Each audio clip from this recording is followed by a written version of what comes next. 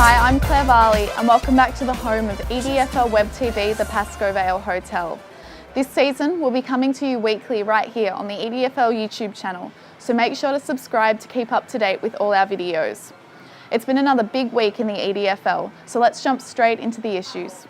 Thanks, Claire. Yes, it's time to look ahead to round 6 in the Essendon District Football League. Adem Saricaoglu joins me to preview the weekend, and Adem, we'll get to our broadcast game in a moment, the battle of winless teams in Essendon Forward Division 1 when Hillside takes on Glenroy. But let's start with Premier Division because we have one of the genuine blockbusters of the season.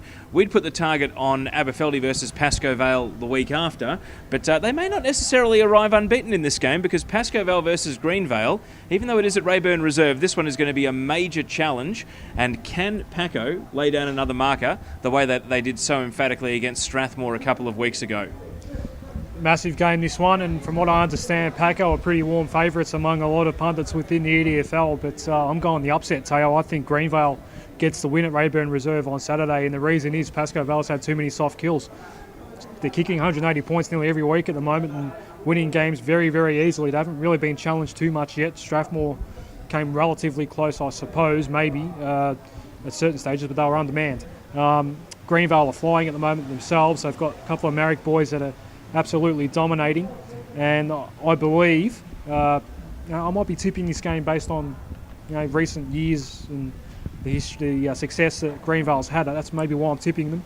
But I think Pascoe Vale haven't really been challenged too much yet, and I don't know how to handle it against Greenvale. Well, let's move on to Strathmore versus Avondale Heights. This was really the marquee home and away fixture when it happened a couple of times last year, and then of course they met in the qualifying final as well. Is there any chance that the confidence that the Heights got out of their win against West Coburg will carry into this one?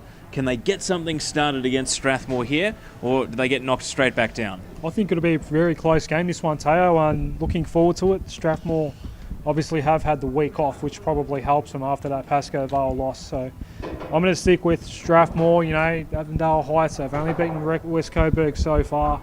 Strathmore a few more credits in the book and should win, especially at home. All right, and quick picks, Keilor versus the Northern Saints, Airport West versus Aberfeldy, and Maribyrnong Park versus West Coburg. I think if we're looking for an upset here, the standout is probably West Coburg against Marby, but they've had a bit of a rotten run. I think they've kicked, 10 combined goals over the course of 3 weeks, so they're in desperate need of basically some scoreboard credits, really. If they can get going in this game, who knows, they might be able to take Marby on, but I can't sniff out an upset there from those 3 games. Can you? No, not really. Marby have got a lot of weapons through that midfield, a lot of sort of small, medium types that can kick goals. And West Coburg have really struggled to kick a score in the last couple of weeks. I mean, I can't remember the exact numbers off the top of my head, Tayo, but they haven't been great in terms of the offence. Well, 2 goals each against Aberfeldy and Greenvale was what really, stood out. So that worries me. I think Marby's got too many weapons for them. Let's move on to Essendon Forward Division 1 and the broadcast game, Hillside versus Glenroy. Right now it is a battle of winless teams, and Glenroy feel as though they're close, Adam. The loss of Kyneton Ronaldson obviously hurt them in those close games to start the year. They had a percentage in the high 80s until they took on Essendon Due to Stars last week. But if they drop this one, that's just what happens in a season where nothing goes your way. We've seen instances in the past where teams can push and be close to the top teams and close to anyone, but then if they lose to the teams around them on the ladder, that's where things start going pear-shaped. We saw it happen to West Coburg in 2010. We saw it happen to Essendon Due to Stars last year. It doesn't matter how close you get. If you're still losing, you need to take care of business against the other teams around you on the ladder. Yeah, it's a crucial month coming up really for Glenroy, and it all starts at Shark Park this weekend. Hillside are sort of out of sight, out of mind at the moment. They've had a bye, and I think they had another week off recently as well. Well, yeah, because they had their actual bye, and then they had last weekend off because of Good Friday. So you're right. It's been a while since we've actually seen Hillside, and I'm actually pretty keen to watch this game today. 2 clubs I've been desperate to get a look at this season, and I'm afraid to say the loser is the favourite for relegation right now, and the loser will be either 0-5 and 0-6, and if it's 0-6 for Glenroy, then that's serious trouble if they can't get over Hillside. Glenroy favourites, but not by much. High stakes in this one, and of course it is the EDFL Umpires Association Women in Football game.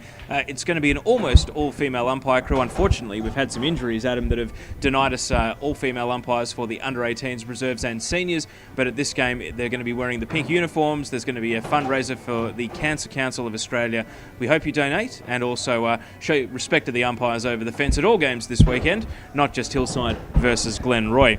All right, some quick picks now for the rest of Essendon Ford Division 1. Oak Park versus Taylors Lakes. There's a bit of sneaky pressure on Oak Park in this one because Taylors Lakes have got their eyes on Oak Park's top 4 place, and Oak Park want to show that the Craigieburn game last weekend was an aberration. Yeah, they might get some guys back this week, Oak Park as well. Harrison and the Olsen boys didn't play. One of the Olsens hasn't been playing for a while, so they might get a couple back. Oak Park, Taylors Lakes coming off a week off.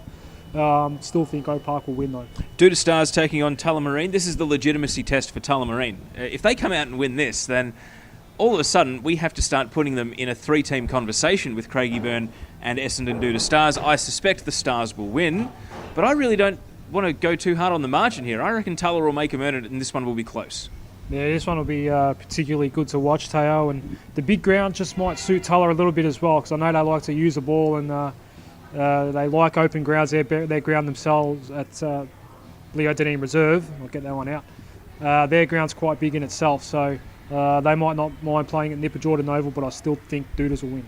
And the last one, East Keilor taking on Craigieburn. Do East Keilor defy the odds again and either keep it close or possibly win, or does Craigieburn have another steamroller performance here, 3 figures or close enough to 3 figures? Nah, it's a very young team, East Keilor, and Craigieburn's got a lot of experience and a lot of big bodies, so they might just bully East Keilor to victory, I reckon. Strathmore Community Bank Division 2 now, the coin flip league. Who knows what's coming in this one? Moonee Valley versus Hadfield. Is anyone going to knock off Hadfield anytime soon? Do Moonee Valley bounce back from their awful performance against Coburg Districts and all of a sudden keep us guessing again? Or have they hit the wall here? Do Hadfield continue on their merry way? If Hadfield lose, it'll be because they have a down week, Teo. They've not put a foot wrong so far this year, and still a question mark or two on Moonee Valley. I was pretty bullish about them after a couple of decent results, but going down in Coburg Districts the way they did means they've probably still got some work to do, whereas Hadfield right now are as close to perfection as you can get in Division 2, so they'll keep on rolling. Coburg Districts versus Jacana is another classic example of whichever team turns up with the right mindset, gets the tactical decisions right on the day, finishes with 4 on the bench rather than losing guys to injury through the course of the afternoon. This is what Division 2 footy has called for and is all about. Great chance for 2 evenly matched teams playing in a high-stakes game for a position on the ladder. This could go either way, but Coburg Districts are at home. I'm going to expect them to win this game, but look, if it's only a couple of points, it might be an after the siren sort of situation there. But Jacana have been very, very good this year, and the test is on them. If they can get up and win this game, they should go in feeling like they can. They should have the belief that they can win it. I just think more logically though, Coburg District should win. Roxburgh Park versus East Sunbury, clear favourite, clear underdog. But the other game.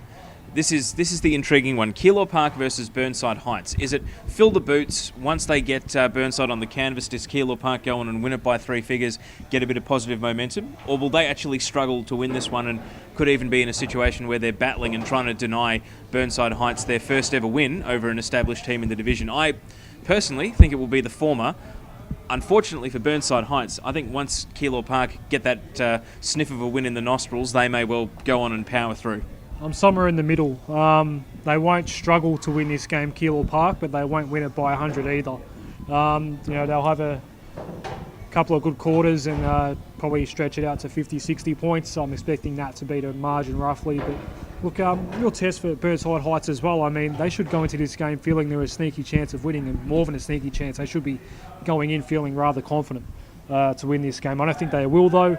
Keilor Park gets its first win of the year, but it won't be a massive blowout. Well, as we know, there have been plenty of surprise results, plenty of coin flip games that are hard to pick, so make sure you join us for EDFL Web TV next week on the EDFL YouTube channel. Download the EDFL Team app. It's the easiest way to get the Match of the Day broadcast. You also get the record as well, so it's all there in your pocket on your smartphone or on your tablet as well. Keep it on the EDFL YouTube channel. There are plenty of videos to go through and watch. Follow our social media networks as well. and we'll speak to you from 1 p.m. on Saturday on Matchday Radio. He's Adem Saricaoglu. I'm Pellizzeri. We're here at our fantastic sponsor, the Pascoe Vale Hotel, which is keeping us warm and dry on an otherwise blustery, cool day, but always nice to come down here and enjoy a meal. So make sure you do too, and in the meantime, we'll see you at the footy. Have a good weekend.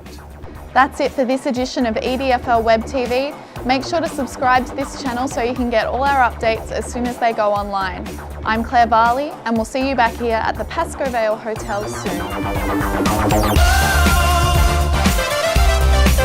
No time to